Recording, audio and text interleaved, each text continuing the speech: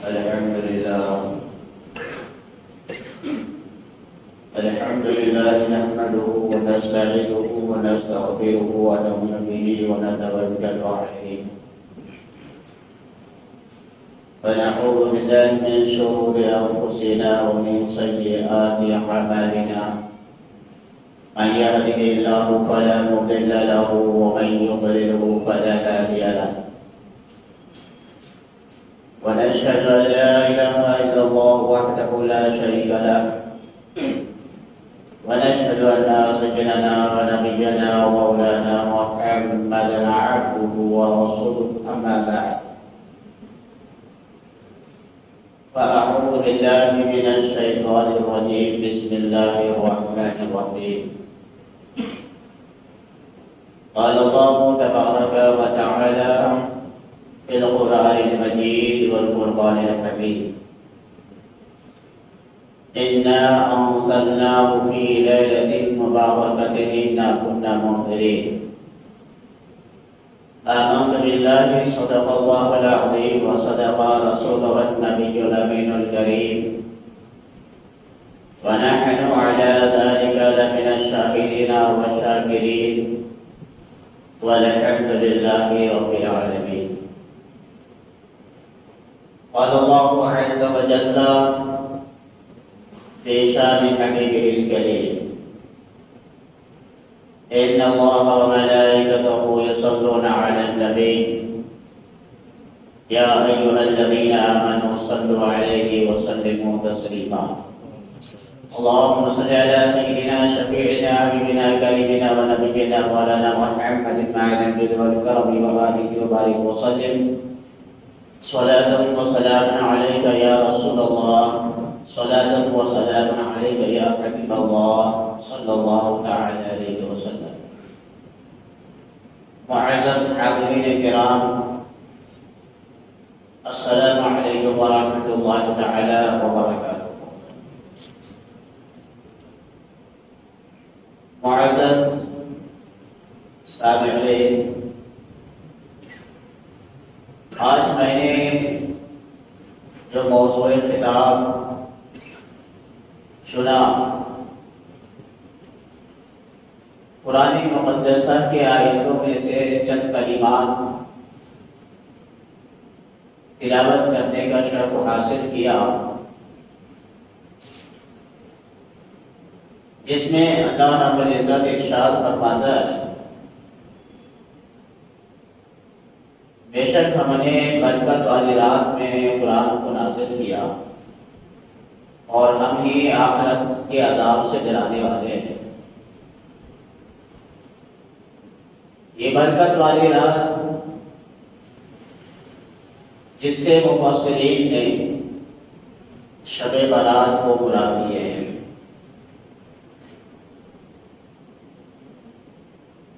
پندرہویں رات 14 شعبان رات 15ویں جسے ہم شب برات کہتے ہیں. انشاءاللہ تعالی رب کی عطا سے، اس کے فضل و کرم سے، نبی رحمت صلی اللہ علیہ وسلم کی صحبت پہ 25 فروری کو اتوار کے دن شام میں، کیونکہ اتوار کو 14 شعبان ہے تو شام میں 15ویں شب رہے گی 25 فروری کو، یعنی کل کے بعد پرسوں، جس کو نصف شعبان کہتے ہیں. نصف شعبان، شب نصف شعبان یعنی 15ویں شعبان کی رات. اس کی بڑی فضیلتیں ہیں اور اللہ اپنے فضل و کرم سے ہمیں وہ رات نصیب فرمائے اور اس رات میں ہم سب کو ذکر و اذکار، محفل باب، دعا اور اعمال صالحہ میں پوری رات اللہ ہم سب کو گزارنے کی توفیق عطا فرمائے. معزز حاضرین کرام، آج کے اس دور پرفتن میں چونکہ ماہ شعبان کی یہ 15ویں رات جس کی فضیلت میں حدیث پاک میں دلائل موجود ہے،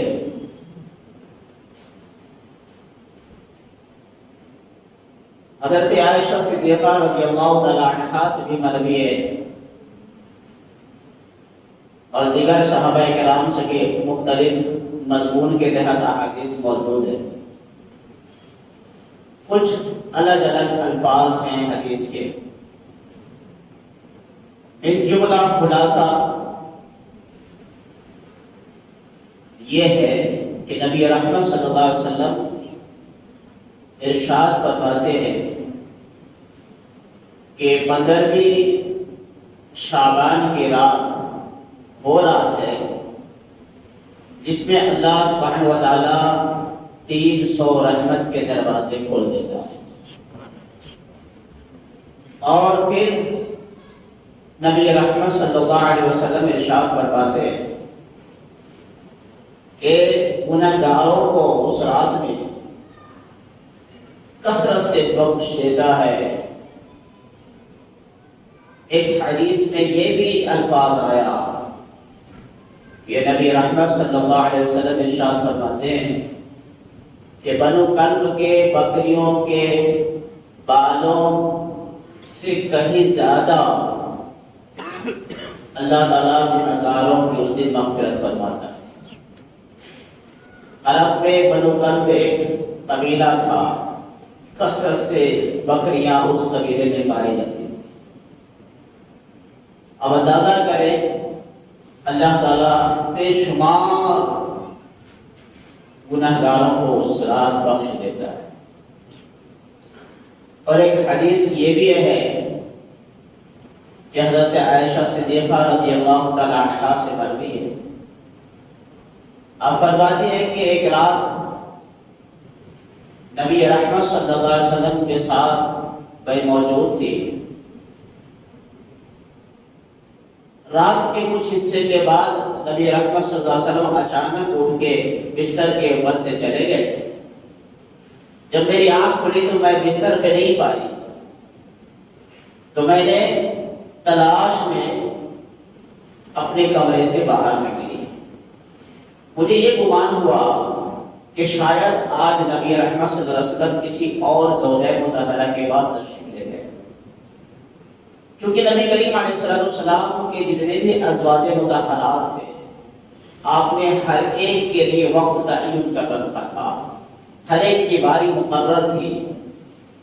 تو نبی رحمت صلی اللہ علیہ وسلم جب اچانک بستر پہ سے تشریف لے گئے تو حضرت اما عائشہ صدیقہ رضی اللہ تعالیٰ عنہا کے دل میں یہ گمان ہوا، یہ خیال ہوا کہ آج تو میری باری ہے، شاید کسی اور دوسرے ازواج مطہرات میں سے کسی کے پاس میرے آقا تشریف لے گئے۔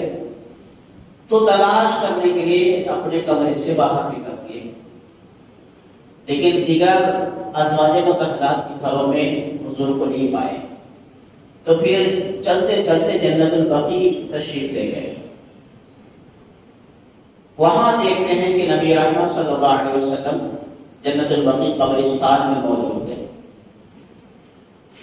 نبی رحمت صلی اللہ علیہ وسلم کو دیکھ کر دعائیں آقا فرما رہے ہیں، کچھ خاص قسم کی دعائیں ہیں، روایتوں میں آیا ہے۔ اس دعا کو دوسری حدیث میں ہے کہ حضرت عائشہ صدیقہ رضی اللہ عنہا کو اس دعا کو بھی پوچھے تو حضور فرمایا کہ جبریل نے مجھے یہ دعا سکھائی، تو بھی اسے یاد کر لو۔ مختلف روایات ہیں۔ تو نبی رحمت صلی اللہ علیہ وسلم کو دیکھ کر وہاں پہ دو روایتیں ہمیں ملتی ہے۔ ایک یہ کہ اسی وقت نبی رحمت صلی اللہ علیہ وسلم دعا کے لیے ہاتھ اٹھائے ہوئے تھے۔ ایک روایت میں تھی کہ اس رات سجدے کی حالت میں میرے مصطفیٰ تھے، رو رہے تھے۔ اور پھر نبی رحمت صلی اللہ علیہ وسلم جب واپس تشریف لائے تو حضرت اما عائشہ صدیقہ رضی اللہ تعالیٰ عنہا سے میرے آقا ارشاد فرماتے ہیں کہ اے عائشہ، تم کیا گمان کرتے تھے کہ اللہ اور اس کے رسول تمہارے حق کو ظاہر کریں گے، حق تلفی کریں گے؟ عائشہ تجھے معلوم ہے کہ آج کون سی رات ہے؟ میرے آقا ارشاد فرماتے ہیں کہ آج کی رات اللہ تعالیٰ اپنے شان کے مطابق آسمان دنیا پر نزول اجلال فرماتا ہے۔ آسمان دنیا پر اپنے شان کے مطابق وہ جلوہ فکن ہوتا ہے، اور پھر اعلانات کیے جاتے ہیں رب کی طرف سے۔ یہ اعلانات ہوتے ہیں کہ ہے کوئی مجھ سے معافی مانگنے والا کہ میں اسے معاف کروں، ہے کوئی مجھ سے روزی مانگنے والا کہ میں اسے رزق عطا کروں۔ نبی رحمت صلی اللہ علیہ وسلم ارشاد فرمائے کہ آج وہ شب ہے کہ اللہ تعالیٰ بے شمار گنہگار بندوں کو بخش دیتا ہے۔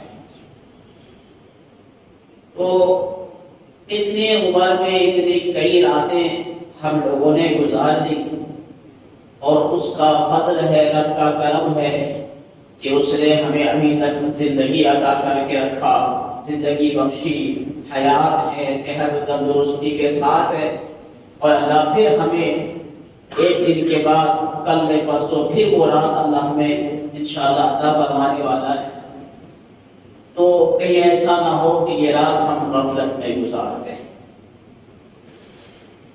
جس رات 15 شعبان کی رات میں، جس رات میں خوشخبری ہے گنہگاروں کی بخشش کی، اس میں نبی رحمت صلی اللہ علیہ وسلم نے وعیدیں بھی سنائی کہ آج کی رات کچھ ایسے بھی بندے ہیں اللہ کے جسے آج کی رات بھی بخشش نہیں ہوتی۔ اتنی عظیم رات بھی، اتنی بابرکت رات میں بھی اس کی بخشش نہیں ہوتی، مگر اگر وہ توبہ کرتے ہیں سچے دل سے تو انہیں بھی بخش دیتا ہے۔ تو ان کی فہرست نبی رحمت صلی اللہ علیہ وسلم نے ارشاد فرمایا کہ جو شرابی ہو، جو ہمیشہ شراب پیتا رہتا ہے، اللہ تعالیٰ 15ویں شب میں عظیم رات میں بھی اس کو نہیں بخشتا۔ پھر دوسرے نمبر پہ زانی ہے جو زنا کرتا ہے، یہ مسلسل گناہ کرتا رہتا ہے، اللہ تعالیٰ اسے بھی نہیں بخشتا۔ تیسرا ماں باپ کے نافرمان ہیں، جو ماں باپ کو اذیت دیتا ہے، تکلیفیں دیتا ہے، ستاتا ہے، ماں باپ کے حقوق کو ادا نہیں کرتا، نافرمان اولاد، تو ایسے شخص کو اللہ اس رات بخشش نہیں فرماتا۔ پھر جادوگروں کو، جو جادو کیا کرتا ہے، جادو سیکھتا ہے، جادو کرتا ہے، لوگوں کو تکلیف پہنچاتا ہے، ایسے جادوگروں کے بارے میں حدیث میں آیا کہ اللہ تعالیٰ 15ویں شعبان کی رات میں اللہ اسے بھی نہیں بخشتا۔ پھر ایک یہ بھی آیا کہ مشرکوں کو بھی اللہ اسے نہیں بخشتا۔ لیکن میرے عزیزوں، آپ اور ہم آج دیکھتے ہیں کہ ہمارا طریقہ زندگی ایسا ہو گیا ہے کہ جن جن راستے پہ انسان چل کر رب کو ناراض کرتا ہے، ان کو آج دن بدن حالات ایسے ہوتے جا رہے ہیں کہ اسے معمولی لوگ سمجھ رہے ہیں۔ میرے عزیزوں، آج ہم اس میں سے ایک شرابی کی بات کریں، کتنی بڑی نحوست ہے۔ مولا علی شیر خدا رضی اللہ تعالیٰ عنہ سے ایک روایت ہے، آپ فرماتے ہیں کہ اگر کسی کنویں میں ایک قطرہ شراب گر جائے اور وہ کنویں بھر دیے جائے، وہاں پہ مینار بنایا جائے اور مجھ سے کہا جائے کہ اس مینار پر چڑھ کر اذان دو، تو میں ہرگز اذان نہیں دے سکتا۔ پھر مولا علی شیر خدا رضی اللہ عنہ کے ایک قول یہ بھی ہے، آپ نے فرمایا کہ کسی سمندر میں شراب کے قطرہ گر جائے اور وہ پانی سوکھ جائے اور وہاں گھاس نکل آئے اور مجھ سے کہا جائے کہ وہ گھاس بکریوں کو چراؤ تو میں اسے ہرگز بکریوں کو نہ کھلاؤں۔ مطلب یہ ہے کہ اس قدر شدید اللہ کی نافرمانی والا عمل شراب پینا ہے۔ چونکہ نبی رحمت صلی اللہ علیہ وسلم نے ارشاد فرمایا کہ شراب ام الخبائث ہے، تمام برائیوں کی ماں کہیں تو کب ہے۔ انسان جب نشہ کرتا ہے تو ہر انسانیت کے ہر معاملات کو وہ پیروں تلے روک دیتا ہے، وہ کچھ کر دیتا ہے، وہ کچھ بکتا ہے جو وہ سوچ بھی نہیں سکتا، انسانیت سے گری ہوئی حرکت کرنے لگتا ہے۔ میرے عزیزو، اسلام نے اسی لیے شراب کو حرام کیا میرے عزیزو۔ لیکن آج ایک ایسا دور چل رہا ہے تو غیر تو چھوڑے، آج مسلمان کے بچے، مسلمان زیادہ سے زیادہ شرابی بنتے جا رہے ہیں، اور کوئی روکنے والا بھی نظر نہیں آتا، کوئی تنبیہ کرنے والا نظر بھی نہیں آتا، اعلانیہ طور پر شرابی بن رہے ہیں۔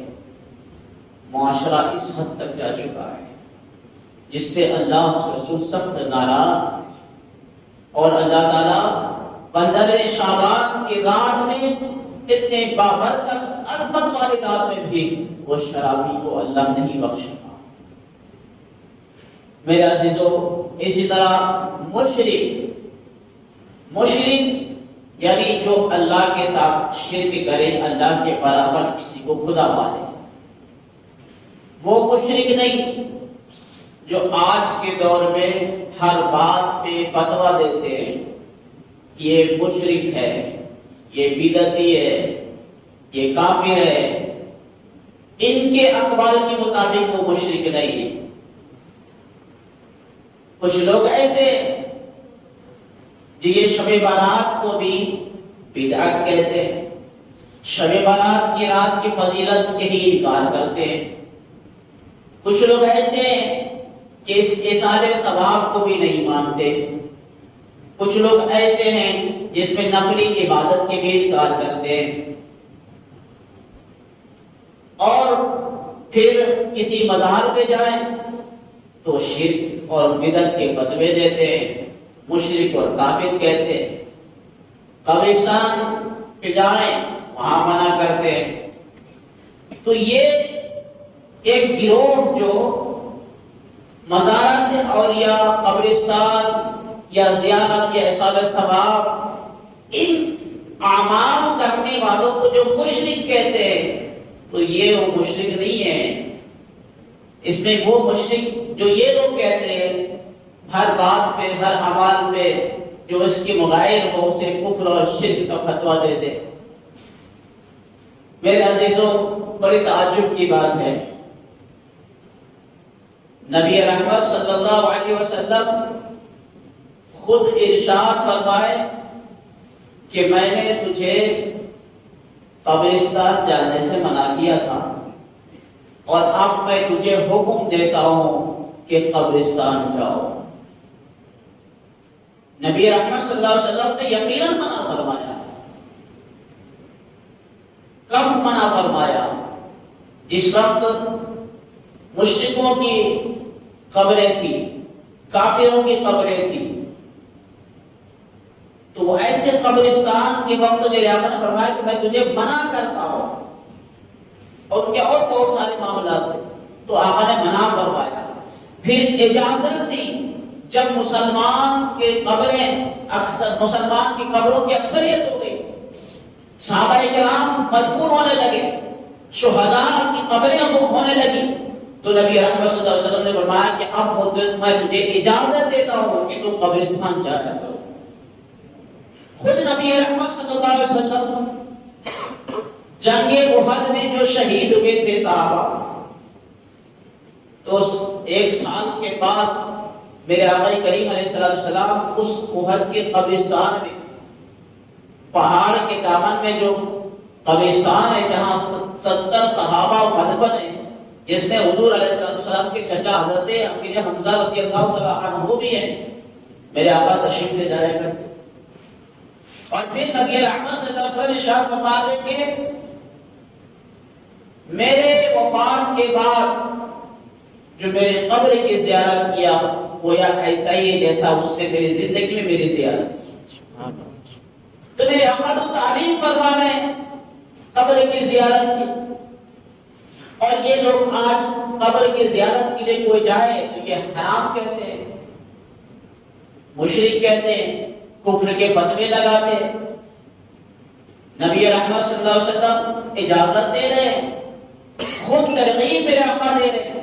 پھر اللہ کے رسول صلی اللہ علیہ وسلم ارشاد فرماتے من زار قبری وجبت له شفاعتی, کہ جس نے میری قبر کی زیارت کی میری شفاعت اس کے لیے لازم ہو گئی. تین ترغیب ہے. اور میرے آقا کریم علیہ الصلوۃ والسلام صحابہ کے درمیان فرما رہے ہیں اگر مزارات پہ جانا, قبرستان جانا, قبر کے پاس جانا اگر یہ شرک ہوتا, گناہ ہوتا تو میرے آقا کیوں تعلیم فرماتے ہیں, کیوں حکم فرماتے ہیں؟ سوچنے والی بات ہے. تو اگر کوئی اس سے منع کرتا ہے تو آپ اور ہم سوچیں کہ اس کس کیٹیگری میں ہے, کیوں منع کرتا ہے؟ جب تک یہ پورے امت مسلمہ میں اہل سنت والجماعت کا یہ موقف عقیدہ ہے کہ یہ سنت مستحبہ میں سے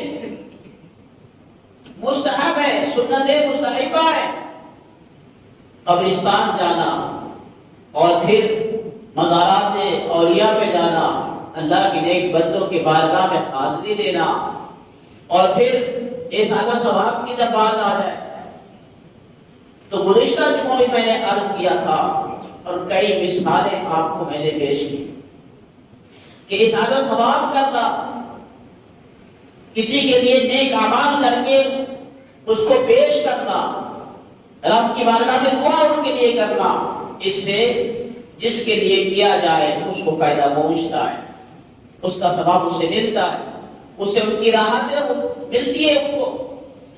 ایک بزرگ کا واقعہ ہے, ایسے تو کئی واقعات ہیں تاریخ میں.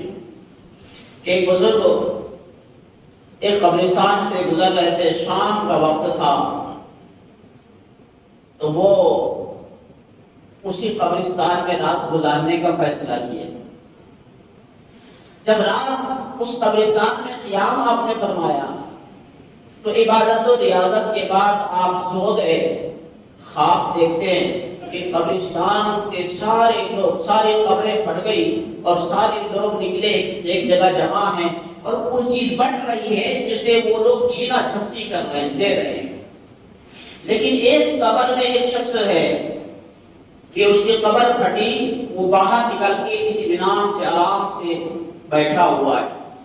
تو میں نے اس سے پوچھا کہ وہاں کوئی چیز بٹ رہی ہے, لوگ چھینا جھپٹی کر رہے ہیں اور آپ بڑے اطمینان سے بیٹھے ہوئے, کیا بات ہے؟ اس نے کہا کہ مجھے وہاں جا کر چھینا جھپٹی کرنے کی ضرورت ہی نہیں ہے, اس لیے کہ میرا ایک بیٹا ہے, نیک ہے, صالح ہے, روزانہ وہ کچھ قرآن پڑھتا ہے اور میرے نام سے اشعار کر دیتا ہے, تو مجھے میرے لیے اتنا ہی کافی ہے.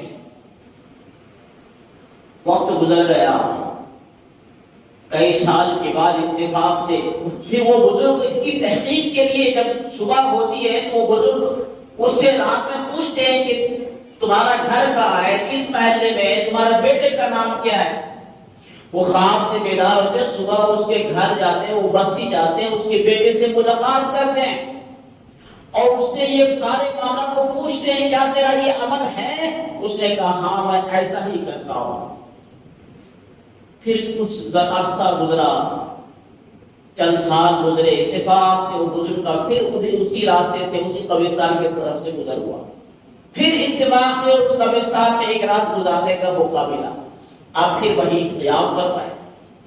رات میں خواب دیکھتے ہیں تو کیا دیکھتے ہیں کہ سارے لوگ ایک جگہ جمع ہیں اور کچھ بٹ رہی ہے, وہ سب اپنے اپنے حصے لے رہے ہیں. اس میں وہ قبر کے وہ صاحب جو اس سے پہلے بیٹھے ہوئے اطمینان سے تھے اور اس بھیڑ میں نہیں گئے، آج دیکھیں تو وہ بھی اس میں شامل ہو چکی۔ جب سارا مجمع چھٹا تو بزرگ نے فرمایا کہ میں ان سے پوچھا، اس سے پہلے جب میں یہاں قیام کیا تھا تو میں نے دیکھا کہ بڑے اطمینان سکون سے تو تھا اور تم نے اس طرح جواب دیا، لیکن آج کیا بات ہے کہ آج تو بھی اس میں شامل ہو گیا؟ تو اس نے کہا کہ ہاں، میرا جو بیٹا تھا اس کا انتقال ہو گیا ہے، اب کوئی مجھے سال ثواب کرنے والا نہیں ہے، تو مجھے بھی اب انہی لوگوں کے ساتھ کوئی آگے کچھ اشارہ و ثواب کر دیتے ہیں تو جو تقسیم ہوتی ہے کیا اس پہ ہم بھی جا کر کے کچھ اپنا حصہ دے دیتے ہیں۔ میرے عزیز و بزرگ صبح بیدار ہوئے، پھر اس کے گھر گئے، جانے کے بعد پتہ کیا تو پتہ چلا کہ ہاں اس کا بیٹا کا انتقال ہو گیا ہے۔ میرے عزیزو، اللہ تعالیٰ اپنے نیک بندوں کے ذریعے، بزرگوں کے ذریعے کبھی کبھی ہمیں کچھ نصیحت کے لیے کچھ مناظر بھی بطور پیغام بندوں کو بھجواتا ہے، دکھاتا ہے۔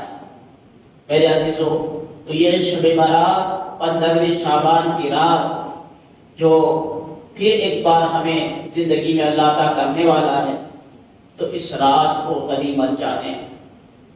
میرے آقا کریم علیہ السلام نے ارشاد فرمایا کہ 15ویں شعبان کی رات وہ رات ہے کہ بہت سے لوگ نکاح کرتے ہیں لیکن اس کو پتہ نہیں کہ اس کا نام زندوں کی لسٹ میں سے نکال کر مردوں کے لسٹ میں نام لکھا جا چکا ہوتا ہے۔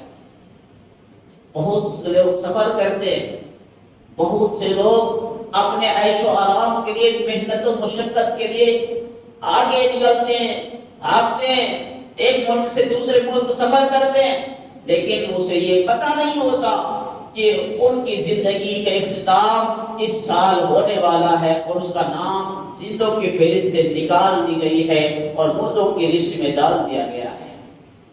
یقیناً شاعر نے اسی لیے کہا، آگاہ اپنے موت سے کوئی بشر نہیں، آگاہ اپنی موت سے کوئی بشر نہیں، سامان 100 برس کی ہے، کل کی خبر نہیں۔ میرے عزیزو، یقیناً ہر انسان یہ کوشش کرتا ہے کہ اپنی زندگی کو آرام سے آرام دہ زندگی بنائے۔ انسان کیوں اتنا پیسہ کمانے کی فکر کرتا ہے، کیوں دولت اکٹھا کرنے کی کوشش کرتا ہے، کیوں دن رات محنت کرتا ہے؟ آرام حاصل کرنے کے لیے، عیش و آرام سے رہنے کے لیے، اپنے آپ کو ہر اعتبار سے خوش رکھنے کے لیے، اپنی خواہشات کی تکمیل کے لیے۔ ایک عجیب موقع اس دنیا میں ہوتا ہے کہ انسان اپنے جسم کو تھکا کر دولت اکٹھا کرنے میں لگتا ہے۔ نیت کیا ہوتی ہے؟ اچھی زندگی گزرے، اچھی زندگی گزرے، اچھی زندگی گزرے، لیکن محنت کر کر اپنے آپ کو اس قابل کرتا ہے، اتنا تھکا دیتا ہے کہ جس وقت وہ اکٹھا کیا ہوتا ہے اس وقت تک یہ دنیا سے چھل بسا ہوتا ہے، اس وقت تک اس کی روانی کا وقت ہو چکا ہوتا ہے۔ دیکھیں دنیا بڑی عجیب ہے۔ اگر ہم سوچیں تو ہم اپنی زندگی، اپنے صحت کو، اپنی طاقت کو ہم محنت و مشقت میں لگا دیتے ہیں، بھاگ دوڑ کرتے ہیں، مقصد تو کچھ ہے، یہی ہے کہ ہمیں آرام ملے، لیکن انسان آرام تو تم قربان کر کے محنت کر رہے ہو، پیسے اکٹھا کر رہے ہو، پھر چاہتے ہو کہ ہمیں آرام ملے۔ عجیب تماشا ہے یہ دنیا کا، عجیب تماشا ہے یہ دنیا کا۔ ہم خود اپنے آپ پر ظلم کر رہے ہیں، اپنے آپ کو تکلیف میں ڈال رہے ہیں، راتوں کی نیند قربان کر رہے ہیں، دن کا چین سکون برباد کر رہے ہیں، دولت حاصل کرنے کے لیے، پیسے کمانے کے لیے، تجوری میں رکھنے کے لیے، بینک بیلنس جمع کرنے کے لیے، اور پھر کہتے ہیں کہ ہمیں آرام ملے گا اس لیے محنت کر رہا ہوں۔ پھر وقت آتا ہے انسان سارا کچھ چھوڑ کے چلا جاتا ہے۔ بس اتنا ہی حقیقت ہے اس دنیا کی۔ اسی لیے محنت کریں، حلال کمائی کمائیں، رزق حلال کمائیں، اپنے اوپر خرچ کریں، آل اولاد کے اوپر خرچ کریں، غریبوں پہ خرچ کریں، محتاجوں کو فریاد رسی کریں، اس کی حاجت کو پوری کریں۔ میرے عزیز اور میرے دوستوں، اپنے زندگی میں اب تک ہم نے نہ جانے کتنی ایسی راتیں گزار دی، وہ ہمارے لیے ایک عبرت ہے۔ ایک ہمارے لیے سبق ہے، اور پھر ایک رات 15ویں رات شعبان کی اللہ پھر ہمیں عطا کرنے والا ہے، جس میں بے شمار گناہ گاروں کو اللہ بخشتا ہے، اور جو بڑے بڑے مجرم ہیں اگر وہ بھی سچے دل سے توبہ کر لیں، اللہ کی بارگاہ میں رو دھو کر اس کو منا لیں، راضی کر لیں، اللہ بڑے بڑے گناہ گار کو بھی اللہ اس رات بخش دیتا ہے، اس کی بھی مغفرت کروا دیتا ہے، دوزخیوں کی رہائی نصیب ہوتی ہے۔ میرے عزیزوں، مغرب سے لے کے صبح صادق تک، طلوع فجر تک اللہ کی طرف سے ندائیں آتی ہیں، میرے بندے بانگ تو کیا مانگتا ہے، اللہ اکبر۔ یقین جانیں اگر دنیاوی معاملات میں کوئی چند پیسے یا چند چیزیں اگر بانٹ رہا ہو اور وہ یہ اعلان کرے کہ فلاں شخص ہے جو یہ چیزیں بانٹ رہا ہے، فری میں دے رہا ہے، تو ہم اتنی بھیڑ لگاتے ہیں کہ پیر رکھنے کی جگہ نہیں ہوتی ہے، لیکن وہ بادشاہوں کا بادشاہ، وہ رب ہمارا، وہ خالق ہمارا، وہ مالک، وہ رازق جو سب چیز کا مالک ہے، ہر چیز اس کے خزانے میں ہے، زندگی، موت، حشر و نشر، دنیا کے ساری سلطنتوں کا جو بادشاہ اور مالک ہے، وہ اعلان کر رہا ہو، میرے بندے آؤ آؤ، آج کے رات مجھ سے مانگو، تو کیا مانگتا ہے؟ اللہ اکبر، جی کے خزانے میں کوئی چیز کی کمی نہیں۔ تو ہم اگر اس وقت بھی سوئے رہے، اس وقت بھی ہم غفلت کے نیند میں رہے، اس وقت بھی ہم کھیل تماشوں میں رہے، اس وقت بھی ہم فضول باتوں میں رات گزار دیں، تو بھلا بتاؤ ہم کتنے کم نصیب لوگ ہیں۔ میرے عزیزوں، بس یہی پیغام ہے کہ شب برات جو 15ویں شب 25 تاریخ کو، 25 فروری کو ہے، انشاءاللہ آج کیا تاریخ ہے؟ 23 ہے، کل 24 ہے، اتوار دن 25 ہے۔ اہتمام کریں، روزے رکھیں، ہو سکے تو 13، 14، 15 کل سے روزے رکھ لیں، ہفتہ رکھ لیں، اتوار رکھ لیں، پیر رکھ لیں، یہ ایام بیعث کے بھی روزے ہو جائیں گے، کیونکہ ایام بیعث ہر مہینے کے 3 دن جو 13 تاریخ، 14 تاریخ، 15 تاریخ ہے، یہ آدم علیہ السلام یہ دن روزے رکھا کرتے تھے۔ آدم علیہ السلام کی سنت ہے اور بڑی برکتیں ہیں اس میں۔ اگر کوئی بندہ چاہتا ہے کہ ہمارے نام اعمال میں پورے سال روزے رکھنے کے ثواب ملے، میرے آقا نے یہاں تک ارشاد فرمایا کہ وہ یہ مہینے کے 3 دن ایام بیعث کے روزے رکھ لیا کرے ہر مہینے، اللہ تعالیٰ پورے سال روزے رکھنے کے ثواب عطا فرمائے۔